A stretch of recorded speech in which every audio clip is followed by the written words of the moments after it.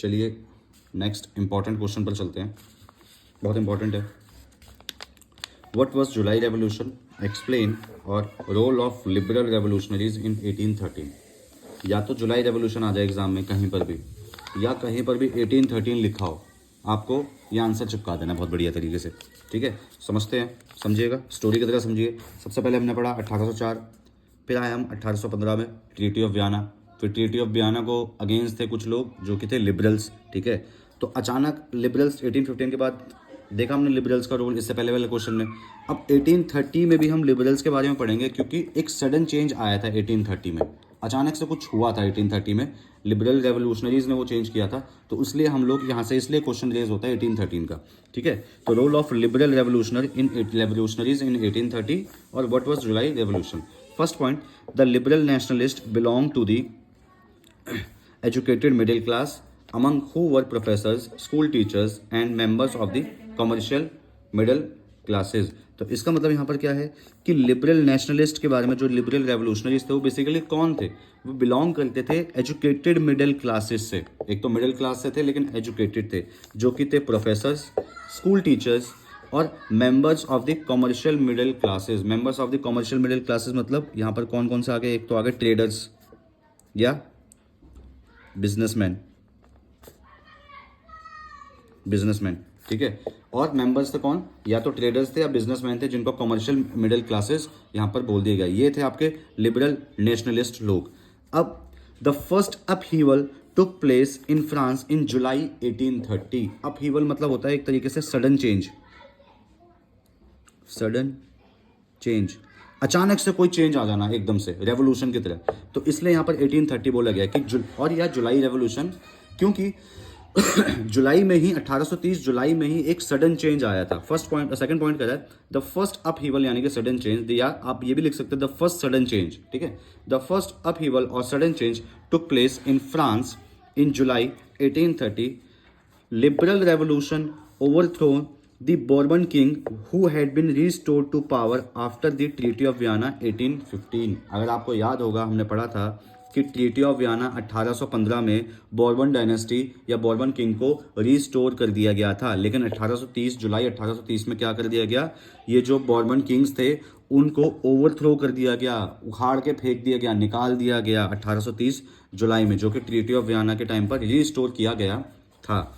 Next point, liberal revolutionaries install a constitutional monarchy. अब liberal revolutionary ने क्या करा, एक कॉन्स्टिट्यूशनल मोनार्की स्टार्ट किया, इंस्टॉल किया, जिसका मतलब है means they return a constitution with the monarch at its head. उन्होंने एक कॉन्स्टिट्यूशन लिखा, ठीक है, उस कॉन्स्टिट्यूशन के ऊपर मोनार्क तो था, लेकिन सबसे पहली बात कि अब उस कॉन्स्टिट्यूशन के अकॉर्डिंग ही मोनार्क काम करेगा। अब ऐसा नहीं है कि मोनार्क अपने अकॉर्डिंग काम करेगा, अब मोनार्क राजा जो या सम्राट जो है जो काम करेगा वो इस कॉन्स्टिट्यूशन के अकॉर्डिंग काम करेगा, इसलिए बोला गया है कॉन्स्टिट्यूशनली मोनार्क। ठीक है, तो यहाँ पर ऐसा नहीं है कि मोनार्क अपने अकॉर्डिंग काम करेगा, अब उसको रिटर्न कॉन्स्टिट्यूशन के अकॉर्डिंग काम करना पड़ेगा। तो फोर्थ पॉइंट था हमारा, liberal revolutionary installed a constitutional monarch means they return a constitution with the monarch at its head.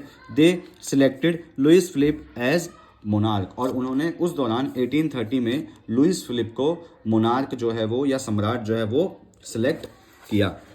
Last point, this July revolution influences the people of Belgium to gain independence from the United Kingdom of Netherlands, of which they became part in 1815। अब ये जो जुलाई revolution था, इससे inspired हुए कौन, Belgium के लोग, इनसे इंस्पायर्ड हुए बेल्जियम के लोग, और उन्होंने सोचा कि अब हमें भी जो है इंडिपेंडेंट होना है, अब हमें भी स्वतंत्रता चाहिए, क्योंकि वो 1815 के दौरान ये जो बेल्जियम था ये नीदरलैंड का पार्ट था। ठीक है, बेल्जियम जो था वो नीदरलैंड का पार्ट था 1815 के दौरान। तो जब रेवोल्यूशन हुआ, एकदम से जुलाई रेवोल्यूशन हुआ 1830 में, तो बेल्जियम ने भी इससे आइडिया जो है वो गेन किया कि अब हमें भी जो है इंडिपेंडेंसी चाहिए। तो ये आपका आंसर रहेगा जुलाई रेवोल्यूशन का। दोबारा से एक बार रिवीजन कर लेते हैं कि लिबरल रेवोल्यूशनरीज कौन थे, फर्स्ट पॉइंट में हम बता देंगे, या जुलाई रेवोल्यूशन भी हम लिबरल नेशनलिस्ट ने ये रेवोल्यूशन स्टार्ट किया था। ये नेशनलिस्ट कौन थे, एजुकेटेड मिडिल क्लासेस थे जो कि थे प्रोफेसर, स्कूल टीचर्स, और मेंबर्स थे कमर्शियल मिडिल क्लासेस जो कि थे ट्रेडर्स और बिजनेसमैन। उसके बाद जो फर्स्ट अपहीवल आया या सडन चेंज आया वो फ्रांस में आया जुलाई 1830 में, that is why it was called July revolution. ठीक है, उसके बाद इसमें हुआ क्या, जुलाई रेवोल्यूशन में इसके साथ हुआ क्या कि लिबरल रेवोल्यूशनरीज जो थे उन्होंने क्या करा, बॉर्बन किंग्स जो था उसको ओवरथ्रो कर दिया, निकाल दिया गया, जिसकी पावर रिस्टोर करी गई थी 1815 में ट्रीटी ऑफ वियना में। And then after liberal revolutionaries ने क्या करा, एक कॉन्स्टिट्यूशनली मोनार्क जो है उसको इंस्टॉल किया और एक रिटर्न कॉन्स्टिट्यूशन लिखा, लेकिन उसका हेड रहेगा मोनार्क, लेकिन मोनार्क जो है वो इस रिटर्न कॉन्स्टिट्यूशन के अकॉर्डिंग ही काम करेगा, और उन्होंने लुइस फिलिप को अपना मोनार्क यहाँ पर चूज किया। और जुलाई रेवोल्यूशन से इंस्पायर्ड कौन हुए, बेल्जियम हुए, जो कि नीदरलैंड का एक पार्ट था या नीदरलैंड के अंडर में काम करता था 1815 में। अब उन्होंने सोचा कि अब हमें भी आज़ाद होना है, और ये आइडिया किससे लिया, किससे इन्फ्लुएंस हुए वो लोग हुए जुलाई रेवोल्यूशन जो 1830 में हुआ था। सिर्फ इतना सही बेटा इसका आंसर है।